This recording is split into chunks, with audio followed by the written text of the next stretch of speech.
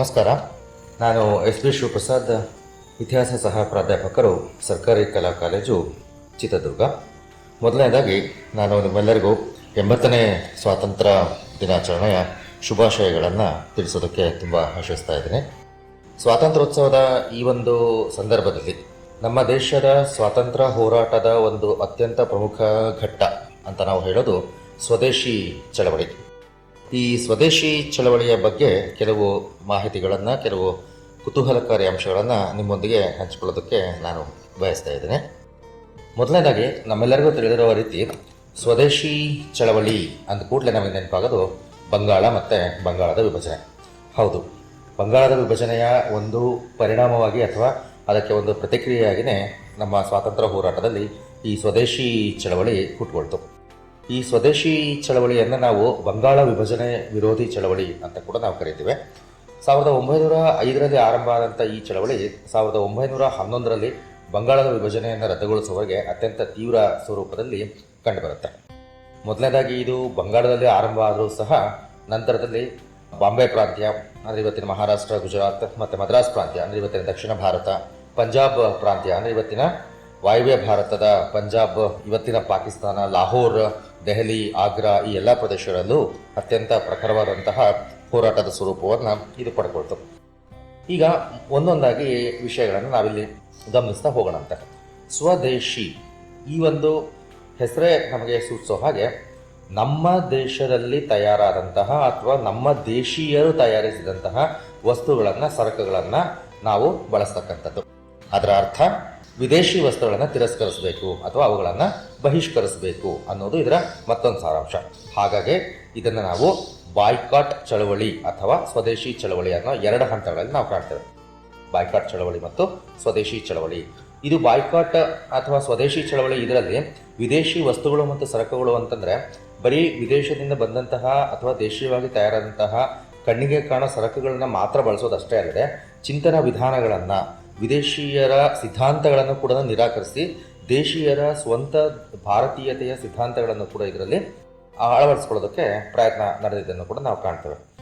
ಈ ಒಂದು ಸ್ವದೇಶಿ ಚಳವಳಿಯ ಹಿನ್ನೆಲೆಯನ್ನು ನಾವು ಕಾಣೋದಾದರೆ 1903ರಿಂದ 1905ರ ಅವಧಿಯಲ್ಲಿ, ಅಂದರೆ ನಾವೇನು ಕಾಂಗ್ರೆಸ್ನ, ಭಾರತ ರಾಷ್ಟ್ರೀಯ ಕಾಂಗ್ರೆಸ್ನ ವಿಭಜನೆಯ ಮುಂಚಿನ ದಿನಗಳು ಅಂತ ಏನು ಕರಿತೀವಿ, ಮಂದಗಾಮಿಗಳ ಯುಗದ ಕೊನೆಯ 2-3 ವರ್ಷಗಳಲ್ಲಿ ಮಂದಗಾಮಿಗಳಲ್ಲಿ ಕೆಲವರು ಈ ಸ್ವದೇಶಿ ಅನ್ನೋ ಒಂದು ಅಂಶವನ್ನು ಮುಂದೆ ಇಡೋದಕ್ಕೆ ಆರಂಭಿಸಿದರು. ಅದರಲ್ಲೂ ವಿಶೇಷವಾಗಿ ಸುರೇಂದ್ರನಾಥ ಬ್ಯಾನರ್ಜಿ, ಪೃಥ್ವಿಚಂದ್ರ ರೇ ಇಂಥವರು ಅವರ ಪತ್ರಿಕೆಗಳಾದಂತಹ ಬಂಗಾಳಿ, ಹಿತವಾದಿ, ಸಂಜೀವಿನಿ ಇಂತಹ ಪತ್ರಿಕೆಗಳ ಮುಖಾಂತರ ಸ್ವದೇಶಿಯ ಅಂಶಗಳನ್ನು, ವಿದೇಶಿ ವಸ್ತುಗಳನ್ನು ನಾವು ಬಳಸೋದ್ರಿಂದಾಗಿ ಬ್ರಿಟಿಷರನ್ನು ನಾವು ಯಾವ ರೀತಿ ಪರೋಕ್ಷವಾಗಿ ಬೆಂಬಲಿಸ್ತಾ ಇದ್ದೀವಿ, ಬ್ರಿಟಿಷರಿಗೆ ಎಷ್ಟರ ಮಟ್ಟಿಗೆ ನಾವು ಲಾಭವನ್ನು ಮಾಡಿಕೊಡ್ತಾ ಇದ್ದೀವಿ ಅನ್ನೋದನ್ನು ಕುರಿತಾದಂತಹ ಲೇಖನಗಳನ್ನು ಪ್ರಕಟಿಸೋಕ್ಕೆ ಸ್ಟಾರ್ಟ್ ಮಾಡಿದರು. ಇನ್ನು ಬಂಗಾಳ ವಿಭಜನೆ ಆದಾಗ ಇದು ಸ್ವಲ್ಪ ತೀವ್ರ ಸ್ವರೂಪವನ್ನು ಪಡ್ಕೊಳ್ತು. ಎಸ್ಪೆಷಲಿ ಅಂದರೆ ಪ್ರಮುಖವಾಗಿ ಅಮೃತ್ ಬಜಾರ್ ಪತ್ರಿಕಾ, ಇಂಡಿಯನ್ ಮಿರರ್ ಮತ್ತು ಹಿಂದೂ ಪೇಟ್ರಿಯಾಟ್ ಈ ಒಂದು ಪತ್ರಿಕೆಗಳು ಏನು ಮಾಡಿದ್ವು, ಬಂಗಾಳ ವಿಭಜನೆಯನ್ನು ವಿರೋಧಿಸೋದರ ಹಿನ್ನೆಲೆಯಲ್ಲಿ ಬ್ರಿಟಿಷರಿಗೆ ನಾವು ಯಾವುದೇ ರೀತಿಯಲ್ಲೂ ಕೂಡ ಸಹಕಾರ ನೀಡಬಾರದು ಅಂತಂದರೆ ಅದಕ್ಕೆ ಸರಿಯಾದಂತಹ ದಾರಿ ವಿದೇಶಿ ವಸ್ತುಗಳನ್ನು ಬಹಿಷ್ಕರಿಸೋದು ಮತ್ತು ಸ್ವದೇಶಿ ವಸ್ತುಗಳನ್ನು ಬಳಸೋದು ಅನ್ನೋ ಒಂದು ಚಿಂತನೆಯನ್ನು ಮೊಟ್ಟ ಮೊದಲ ಬಾರಿಗೆ ಪತ್ರಿಕೆಗಳ ಮುಖಾಂತರ ಅವು ಪ್ರಕಟಿಸೋದಕ್ಕೆ ಆರಂಭಿಸಿದವು. ಅದರಲ್ಲಿ ಅಮೃತ ಬಜಾರ್ ಪತ್ರಿಕೆಯಲ್ಲಿ 1903 ಡಿಸೆಂಬರ್ನಲ್ಲಿನೇ ಒಂದು ಪತ್ರವನ್ನು ಪ್ರಕಟ ಮಾಡಿದರು. ಈ ಒಂದು ಪತ್ರವನ್ನು ಪ್ರತಿಯೊಬ್ಬರೂ ಕೂಡ ಕೈಯಿಂದ ಬರೆದು ಸರ್ಕಾರಕ್ಕೆ ಇದನ್ನು ಸಲ್ಲಿಸಬೇಕು. ಪ್ರತಿ ಹಳ್ಳಿಗಳಲ್ಲಿ, ಪ್ರತಿ ಪಟ್ಟಣಗಳಲ್ಲಿ ಸಭೆಗಳನ್ನು ನಡೆಸಿ ಸಾಮೂಹಿಕವಾಗಿ ಸಹಿಗಳನ್ನು ಸಂಗ್ರಹಿಸಿ ಗವರ್ನರ್ ಜನರಲ್ಗೆ ಇದನ್ನು ನೀಡಬೇಕು ಅಂತ ಒಂದು ಪ್ರೇರೇಪಣೆಯನ್ನು ನೀಡೋದಕ್ಕೆ ಆರಂಭಿಸಿದರು. ಈ ರೀತಿ ಸ್ವದೇಶಿ ಚಳವಳಿ ಅನ್ನೋದು ಆಕಸ್ಮಿಕವಾಗಿ ಆಗಿದ್ದಂಥದ್ದಲ್ಲ. ಇದು ಸ್ವದೇಶಿ ಚಳವಳಿ 1905ರಲ್ಲಿ ಆರಂಭ ಆಯಿತು ಅಂದರೂ ಕೂಡ ಅದರ ಹಿಂದಿನ ಸುಮಾರು 2 ವರ್ಷಗಳಲ್ಲಿ ಅದಕ್ಕೆ ಬೇಕಾದಂತಹ ಮಾನಸಿಕ ಸಿದ್ಧತೆಗಳು ಆರಂಭ ಆಗ್ತಾ ಬಂದಿದ್ದನ್ನು ನಾವಿಲ್ಲಿ ಕಾಣಬಹುದಾಗಿದೆ.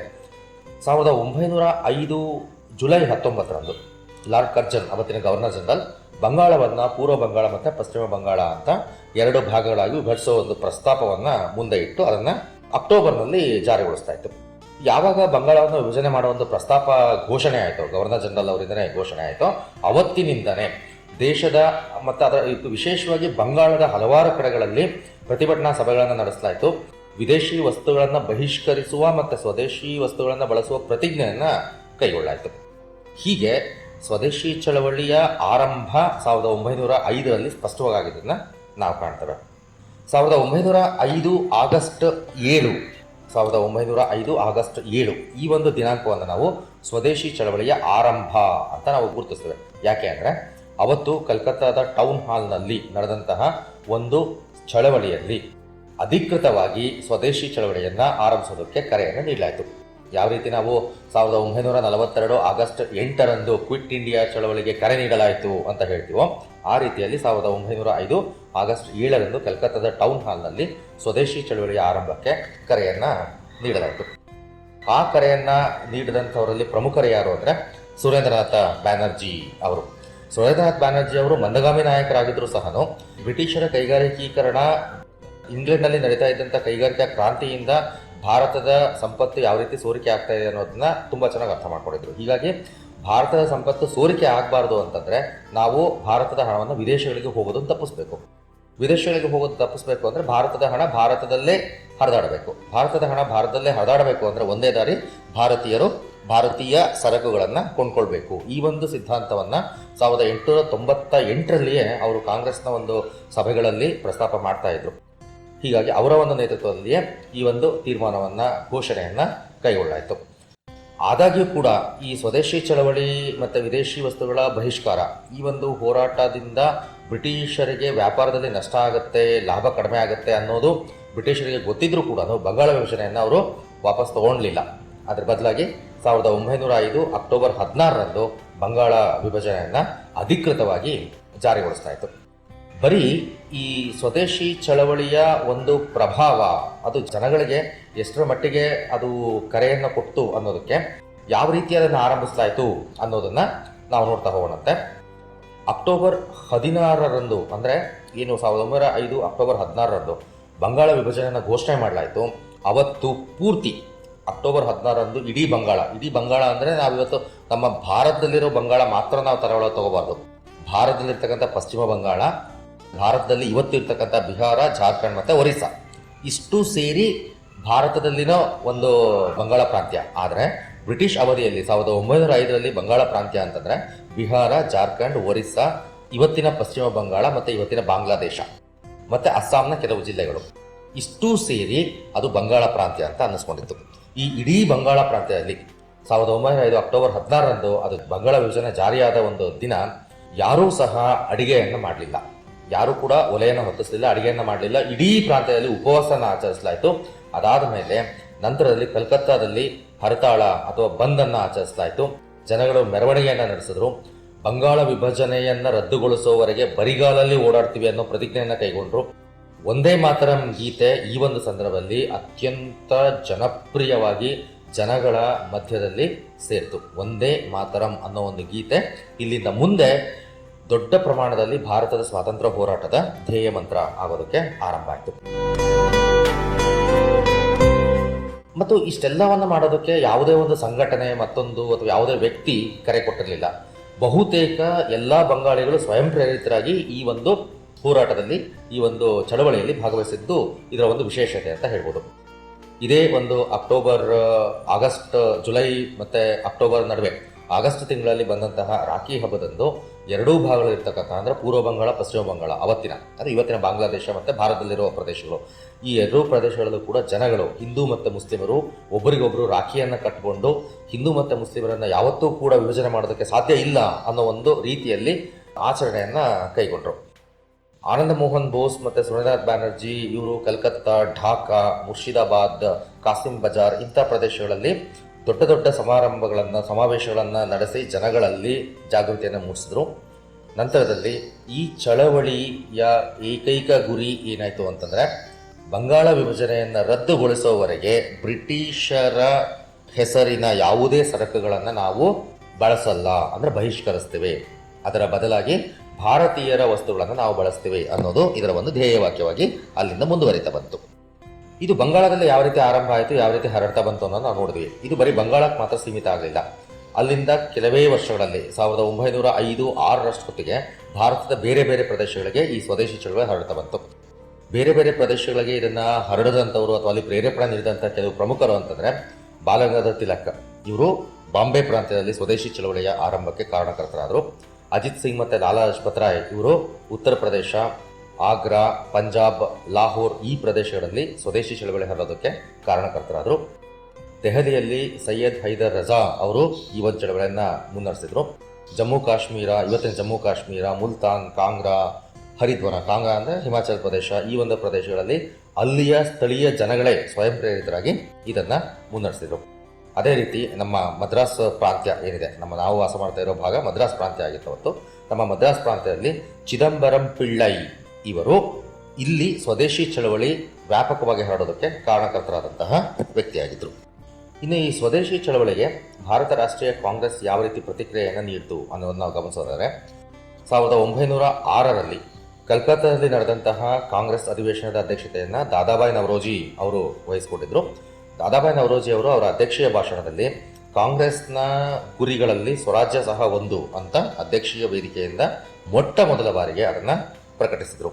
ಅದರ ಜೊತೆಗೆ ಕಾಂಗ್ರೆಸ್ ಅಧ್ಯಕ್ಷರಾಗಿ ದಾದಾಬಾಯಿ ನವರೋಜಿ ಅವರು ಹೊರಡಿಸಿದಂತಹ ಅಥವಾ ಕೈಗೊಂಡ ಇತರೆ ಕೆಲವು ನಿರ್ಣಯಗಳಲ್ಲಿ ಕಾಂಗ್ರೆಸ್ ಪಕ್ಷದ ಕಾರ್ಯಕರ್ತರು ಹಾಗೂ ಎಲ್ಲ ಭಾರತೀಯರು ಬ್ರಿಟಿಷರ ವಸ್ತುಗಳನ್ನು ಮತ್ತು ಎಲ್ಲ ವಿದೇಶಿ ವಸ್ತುಗಳನ್ನು ಬಹಿಷ್ಕರಿಸುತ್ತೇವೆ, ಅದರ ಜೊತೆಗೆ ಭಾರತೀಯ ವಸ್ತುಗಳನ್ನು ನಾವು ಬಳಸೋದಕ್ಕೆ ಈ ಮೂಲಕ ನಿರ್ಣಯವನ್ನು ಅಂಗೀಕರಿಸಿದ್ದೇವೆ ಅಂತ ಸ್ವದೇಶಿ ಚಳವಳಿಗೆ ಅಧಿಕೃತವಾದಂತಹ ಹೋರಾಟದ ಸ್ಥಾನವನ್ನು ಕಾಂಗ್ರೆಸ್ 1906ರಲ್ಲಿ ಕೊಡ್ತು.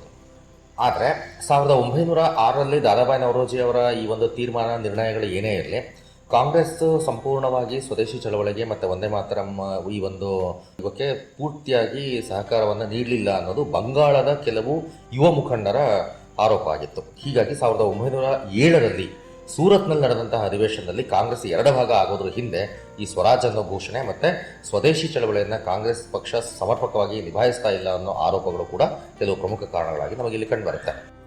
1907ರಲ್ಲಿ ಕಾಂಗ್ರೆಸ್ ಮಂದಗಾಮಿಗಳು ಮತ್ತು ತೀವ್ರಗಾಮಿಗಳು ಅನ್ನೋ ಎರಡು ಭಾಗಗಳಾಗಿ ವಿಭಜನೆ ಆಯಿತು. ವಿಭಜನೆಯಾದ ನಂತರದಲ್ಲಿ ಮಂದಗಾಮಿಗಳು ಸ್ವದೇಶಿ ಚಳವಳಿ ಬಗ್ಗೆ ಮತ್ತು ಸ್ವರಾಜ್ನ ಬಗ್ಗೆ ಹೆಚ್ಚು ಮಾತಾಡದೇ ಇರೋದನ್ನು ಸಹ ನಾವು ಕಾಣ್ತೇವೆ. ಇಲ್ಲಿಂದ ಮುಂದೆ ಸ್ವದೇಶಿ ಚಳವಳಿಯ ನಾಯಕತ್ವವನ್ನು ತೀವ್ರಗಾಮಿಗಳು ವಹಿಸಿಕೊಂಡು ಅವರನ್ನು ಮುನ್ನಡೆಸ್ತಾ ಹೋದರು.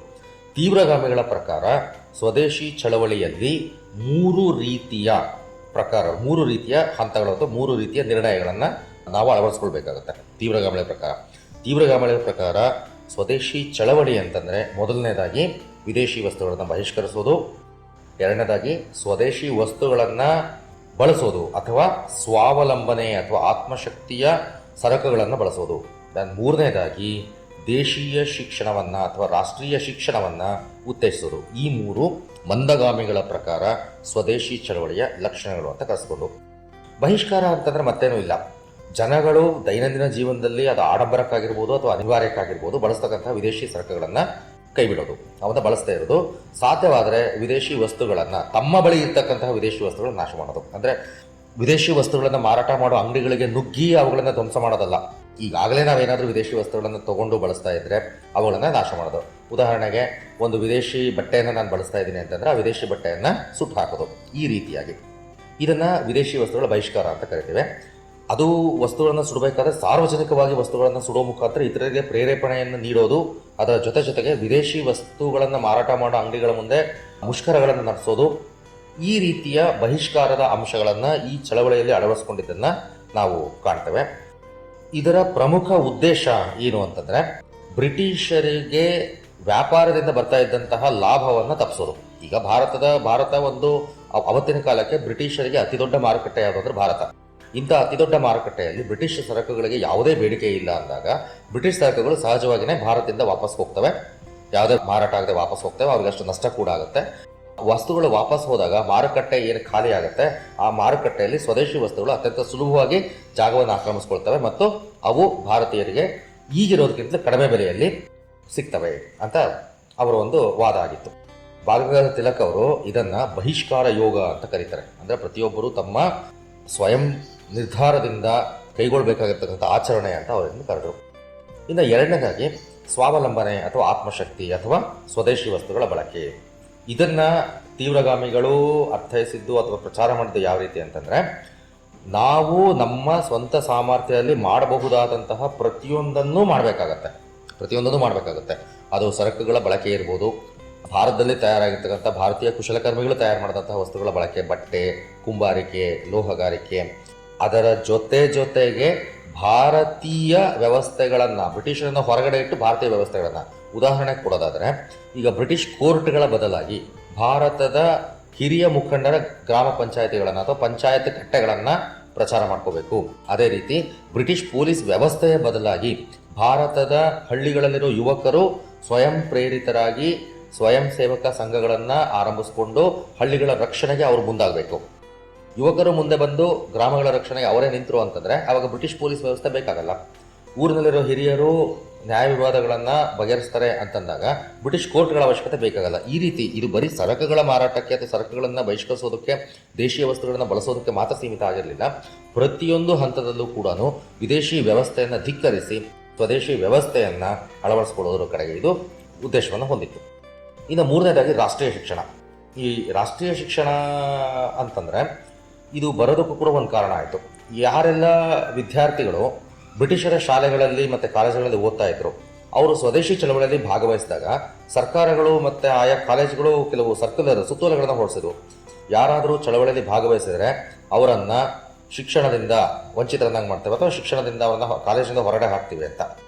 ಈಗ ಏನಾಯಿತು, ವಿದ್ಯಾರ್ಥಿಗಳ ಮುಂದೆ ಒಂದು ಗೊಂದಲ ಸ್ಟಾರ್ಟ್ ಆಯಿತು. ಈಗ ಸ್ವದೇಶಿ ಚಳವಳಿಯನ್ನು ಬೆಂಬಲಿಸೋದು ಅಥವಾ ಬ್ರಿಟಿಷರ ಶಿಕ್ಷಣ ವ್ಯವಸ್ಥೆಯನ್ನು ಪಡೆಯೋದಾ? ಒಂದು ವೇಳೆ ಶಿಕ್ಷಣ ವ್ಯವಸ್ಥೆಯನ್ನು ಪಡಿತಾ ಹೋದರೆ ಸ್ವದೇಶಿಯನ್ನು ಬೆಂಬಲಿಸೋಕ್ಕಾಗಲ್ಲ. ಇದಕ್ಕೆ ಪರಿಹಾರವನ್ನು ಸೂಚಿಸಿದ ಹೇಗೆ ಅಂತಂದರೆ, ರಾಷ್ಟ್ರೀಯ ಶಿಕ್ಷಣವನ್ನು ಹೇಳ್ಕೊಡ್ತಕ್ಕಂಥ ಶಾಲೆ ಕಾಲೇಜುಗಳು ಆರಂಭ ಆದವು. ಅಂಥ ಕಾಲೇಜುಗಳಲ್ಲಿ ರಾಷ್ಟ್ರೀಯತೆಯ ಜೊತೆಗೆ ಚಳವಳಿಯಲ್ಲಿ ಭಾಗವಹಿಸೋದಕ್ಕೂ ಕೂಡ ಅವಕಾಶವನ್ನು ಮಾಡಿಕೊಡ್ಲಾಗ್ತಾ ಇತ್ತು.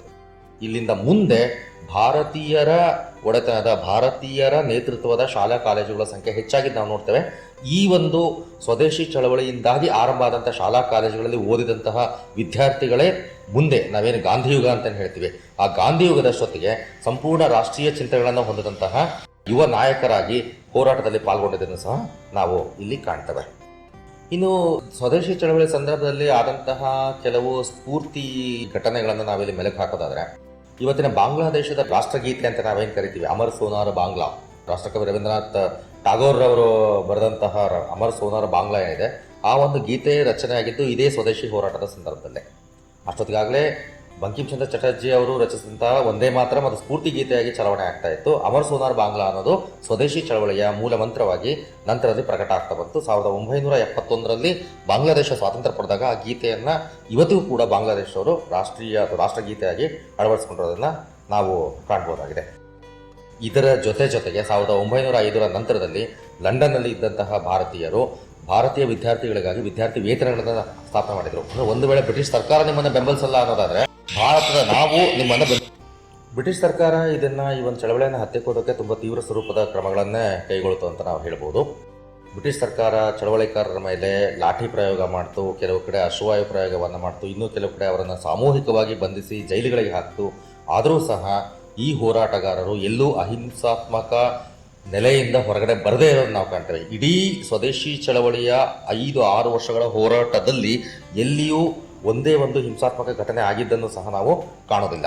ವಿದ್ಯಾರ್ಥಿಗಳಿಂದ ಹಿಡಿದು ರೈತರು, ಸಾರ್ವಜನಿಕರು, ಉದ್ಯಮಿಗಳು, ಕೈಗಾರಿಕೆಗಳಲ್ಲಿ ತೊಡಗಿಸ್ಕೊಂಡಂಥವರು, ಕಾರ್ಮಿಕರು ಎಲ್ಲರೂ ಸಹ ಇದರಲ್ಲಿ ಭಾಗವಹಿಸಿದ್ರು. ಆದರೆ ಪ್ರತಿಯೊಬ್ಬರು ಉದ್ದೇಶ ಏನಾಗಿತ್ತು ಅಂತಂದರೆ, ಈ ಒಂದು ಸ್ವದೇಶಿ ಚಳವಳಿಯನ್ನು ಅವರ ಆತ್ಮ ಸಂತೋಷಕ್ಕಾಗಿ ಆಚರಿಸ್ತಾ ಇದ್ದಿದ್ದರಿಂದಾಗಿ ಇಲ್ಲಿ ಬ್ರಿಟಿಷ್ ಸಾಮ್ರಾಜ್ಯವನ್ನು ವಿರೋಧಿಸೋದಾಗಲಿ ಅಥವಾ ಬ್ರಿಟಿಷ್ ಸಾಮ್ರಾಜ್ಯದ ವಿರುದ್ಧ ಯಾವುದೇ ರೀತಿಯ ಚಟುವಟಿಕೆಗಳನ್ನು ನಡೆಸೋದಾಗಲಿ ಅಥವಾ ಬ್ರಿಟಿಷ್ ಸಾಮ್ರಾಜ್ಯದ ವ್ಯವಸ್ಥೆಗಳನ್ನು ನಾಶ ಮಾಡೋದಾಗಲಿ ಅವರ ಉದ್ದೇಶ ಆಗಿರಲಿಲ್ಲ. ಈ ಒಂದು ಕಾರಣದಿಂದಾಗಿಯೇ ಸ್ವದೇಶಿ ಚಳವಳಿ ಭಾರತದ ಸ್ವಾತಂತ್ರ್ಯ ಹೋರಾಟದಲ್ಲಿ ಕಂಡುಬಂದಂತಹ ಶಾಂತಿಯುತ ಚಳವಳಿಗಳಲ್ಲಿ ಒಂದು ಅನ್ನೋದನ್ನು ಸಹ ನಾವು ಈ ಘಟನೆಗಳನ್ನು ಮೆಲುಕು ಹಾಕೊಳ್ತಾ ನೆನಪು ಮಾಡ್ಕೋಬೋದು. ಸ್ವಾತಂತ್ರ್ಯ ಹೋರಾಟದಲ್ಲಿ ಪ್ರಭಾವ ಬೀರಿದಂತಹ ಒಂದು ಪ್ರಮುಖ ಘಟನೆ ಸ್ವದೇಶಿ ಚಳವಳಿ. ಇದ್ರ ಬಗ್ಗೆ ಮಾತಾಡೋದಕ್ಕೆ ಇನ್ನು ತುಂಬ ಅಂಶಗಳು ನಮಗೆ ಕಂಡುಬರುತ್ತೆ. ಈಗಲೂ ಸಹ ಸ್ವದೇಶಿ ವಸ್ತುಗಳ ಬಳಕೆ ಮತ್ತು ವಿದೇಶಿ ವಸ್ತುಗಳ ಬಹಿಷ್ಕಾರ ಅನ್ನೋದು ಎಷ್ಟೋ ರೀತಿಯಲ್ಲಿ ಪ್ರಸ್ತುತವಾಗಿದೆ. ಭಾರತದ ಆದಾಯ, ಭಾರತದ ಕುಶಲಕರ್ಮಿಗಳು, ಭಾರತದ ಕೈಗಾರಿಕೆಗಳು ಈ ಎಲ್ಲವೂ ಕೂಡ ಅಂದರೆ ನಾವು ಮಾಡಿದಂತಹ ಖರ್ಚು, ಒಬ್ಬ ಭಾರತೀಯ ಮಾಡಿದಂಥ ಖರ್ಚು ಭಾರತೀಯನಿಗೆ ಲಾಭ ಆಗಬೇಕು ಅಂತಂದರೆ ಅದಕ್ಕೆ ಇರ್ತಕ್ಕಂಥದ್ದು ಏಕೈಕ ದಾರಿ ಅದು ಭಾರತೀಯ ವಸ್ತುಗಳನ್ನೇ ಹೆಚ್ಚಾಗಿ ಬಳಸ್ತಕ್ಕಂಥದ್ದು. ಈ 80ನೇ ಸ್ವಾತಂತ್ರ್ಯ ದಿನಾಚರಣೆಯ ಸಂದರ್ಭದಲ್ಲಿ ಈ ಕೆಲವು ಅಂಶಗಳನ್ನು ನಿಮ್ಮ ಜೊತೆ ಹಂಚಿಕೊಳ್ಳೋದಕ್ಕೆ ಅವಕಾಶ ನೀಡಿದಂತಹ ಜನಧ್ವನಿ 90.8 FM ವಾಹಿನಿಗೆ ಈ ಮೂಲಕ ಹೃತ್ಪೂರ್ವಕ ಧನ್ಯವಾದಗಳನ್ನು ಅರ್ಪಿಸ್ತಾ ಇದ್ದೇನೆ. ಮತ್ತೊಮ್ಮೆ ಸ್ವಾತಂತ್ರ್ಯ ದಿನಾಚರಣೆಯ ಶುಭಾಶಯಗಳು.